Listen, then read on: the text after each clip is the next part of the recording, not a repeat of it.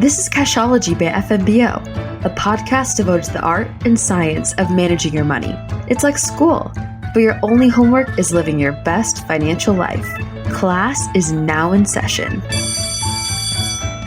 Ever feel like you just have too many bills? If so, then this might be the episode for you. We're going to talk about consolidating your debt. And by that, we mean taking your debt and rolling it all up into one single payment every month. A lot of people do it, and they have the ability to save a lot of money in the process. So how exactly does debt consolidation work? And is it something that's right for you?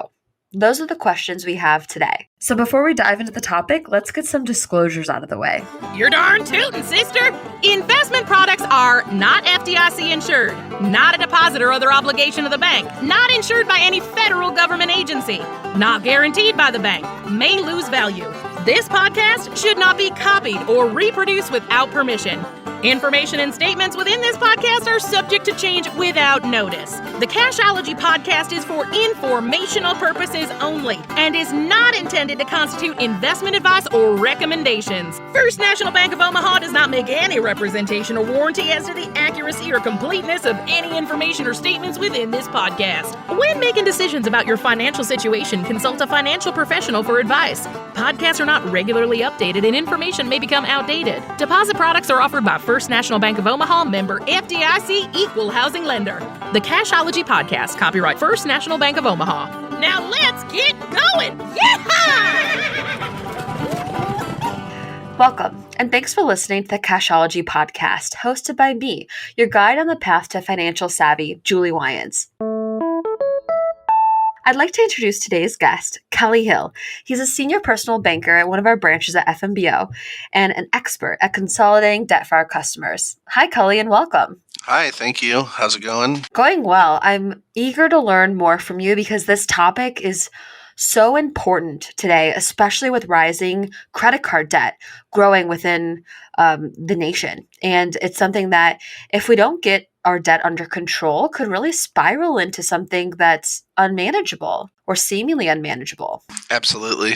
And I think consolidating your debt is something where it's taking ownership of what has been done in the past and making a plan for the future. There's nothing to be ashamed about. I think everyone at some point in their life has had some sort of debt. And hopefully today's podcast helps some of our listeners. Definitely. It's definitely something that everyone has and something that everyone can use as well. So let's jump into it for maybe people who are unfamiliar with the topic of debt consolidation exactly. How would you define that for our listeners? So debt consolidation is taking any sort of debt and rolling it into one loan or one package, if you will, just to make it an easier payment, maybe a lower interest rate, just something that's a little more manageable for the person. Okay, so this is taking things like the furniture credit card that I have that has a 20.99% APR, my bank credit card that has a 12.99% APR, and maybe my student loans that has a 6% APR, and like putting them into one type of loan. Absolutely. Yeah. That I would just pay off. Right. Okay. Yeah. So whether it's, any of those examples there, or maybe you have a car, or maybe you have, like you said, credit cards, student loans, those are all good examples. And just getting it into a lower interest rate, something that can help you manage money and save more money over time is always a plus. Yeah. I love credit cards. I think it's fun to get the perks of them, the rewards. Oh, yeah. And I end up spending a little bit on a few of them, right? And one of my biggest fears is that I'll forget about one and I'll have a $50 balance that I just don't pay. And all of a sudden I see a hit to my credit score. So I do kind of love the idea if, I didn't want to manage that many accounts, that many logins, to really put it into one. So I could definitely see the positives of doing this just from a simplification of what I need to manage too. Well, yeah, and that's always a good thing. Especially with credit card, getting them into one. You can have a credit card that might have a 0% interest on a balance transfer, something along those lines. Mm-hmm. So if you can take one credit card from another company and roll it into another one, and just have that all in one area, that helps a lot. There's some perks behind that too with cash back and such. So.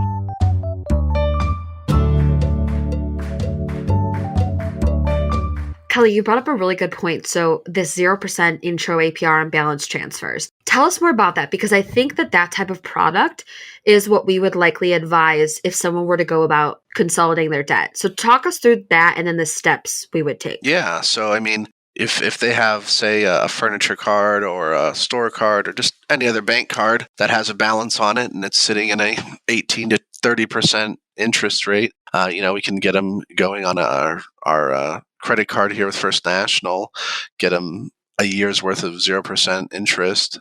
Basically, what we do is we have it at 80% of their total balance and transfer it into the card. And it's, 0% interest payments for 12 months. And that definitely helps knock out principal there. So that makes sense. And I think there are specific customers and people who this makes the most sense for. And I think what we would advise is for anyone that has an account with a high APR, probably in, the late teens, early 20s of an APR, especially those credit cards, consolidating those, making sure that you get ahead of those payments.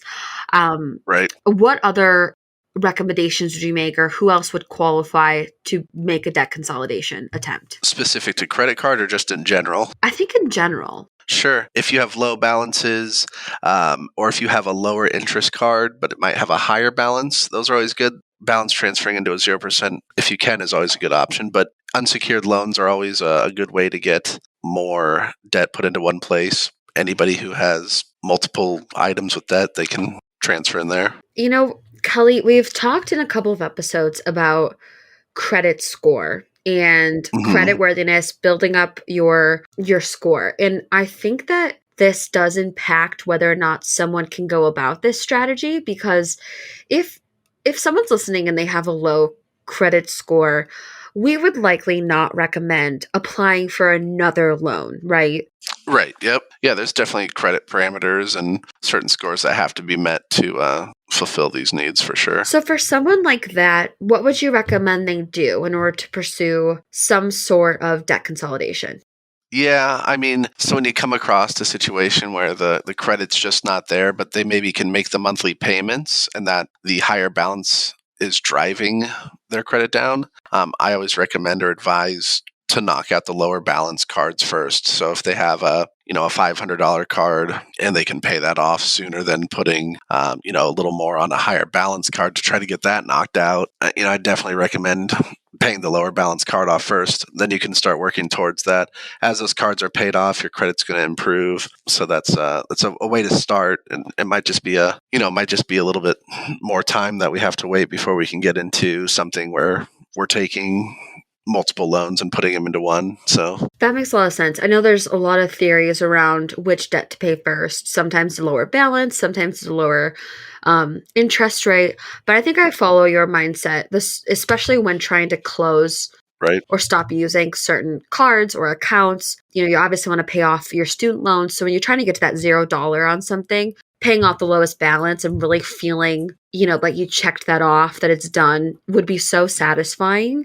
So I completely recognize that would be a good approach to take. If we wanted to pursue this, what kind of assets does FNBO have, or who should we talk to in order to get started in calculating how long do I have before this is paid off, or what options do I have if I consolidated? How much interest would I pay? Right. Less, right? Like, yeah. Where can I get that information? Our website has calculators on it on FNBO.com that you can go to, and you can have a whole slew of debt consolidation calculators, whether that's, auto loan consolidation or unsecured consolidation, HELOC consolidation, however you're looking at it. I mean, there's a whole handful of calculators out there. You can plug numbers through and get interest paid. You can get monthly payments. You can see, if you pay this much, does it make more sense? Or if you pay this much, does it make more sense? So there's definitely the resources out there. I use them all the time. Yeah, awesome. I'm definitely a hands-on learner. I would love to play around with it and see what my options are. Certainly, yeah. Well, Kelley, you have been an excellent guest. I am very excited that we were able to share with our listeners some more information on debt consolidation. And if anyone out there